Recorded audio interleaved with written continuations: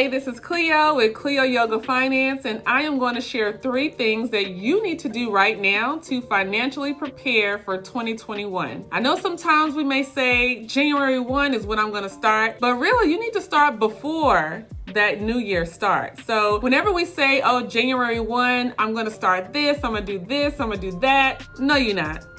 Let's just be real. Let's be honest with ourselves and not be in denial. You know, we talk a good game, we get pumped up. You know, we have good intentions, but if we wait till January 1st, it's already too late, you know, because January 1 is going to get here and you're going to be feeling excited and pumped up. And the next thing you know, it's the end of the day on January 1 and you ain't done nothing. And then you realize, you know what, January the 2nd, I'm for real. I'm gonna wake up early. I'm gonna do good. I'm gonna have my plan laid out. Then next thing you know, it's a week later and you still ain't done nothing. Then you're gonna realize you deep off into January and you still ain't done nothing. And then you realize, no, I'm gonna just scratch, cancel January. I'm gonna just start fresh on February the 1st, right? Then next thing you know, it's June, then it's August, then it's October, then you realize that another year has almost passed by and you ain't done nothing. I just want to encourage you how important it is to start before the year begins so you can go ahead and start that momentum, that excitement, and putting in some work already, all right? So here are 3 things that you need to do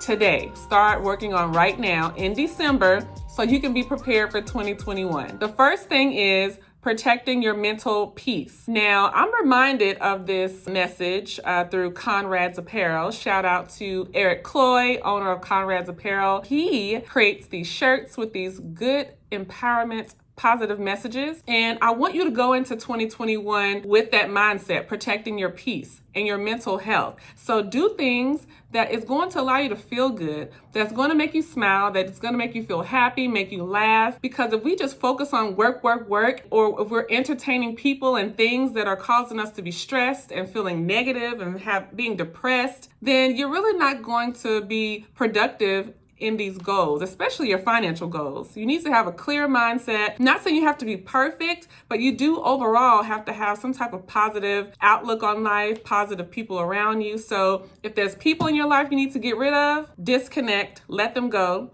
No, it's not going to be easy, but what's more important? Your mental health, you're protecting your peace, or entertaining these people who don't really care about you, or entertaining these activities that's not really serving you. Put more of that into your life, more positive self-care so that you can really be productive and thrive in your life. The second thing is taking a look at your income and your expenses. Figuring out ways to increase your income. I mean, let's be real. You know, we need to increase our income in a lot of ways. So you need to figure out, how much am I making right now, before and after taxes? How much would I like to make? How much do I desire to make? What is that number that will make me feel more financially secure, feel more financially stable? And then look at that gap. How can I fill that gap? And if you're thinking about getting a new job or an extra job, or maybe you want to start a side hustle, think about the businesses, the companies, the services and products that were in high demand during the pandemic. Yes, a lot of businesses shut down, but there are a lot of businesses and service and products that were thriving and that made even more money in the pandemic. So when you're looking at ways to increase your income, think about what was still needed. You know, what was people still spending money on during the pandemic? What companies were still open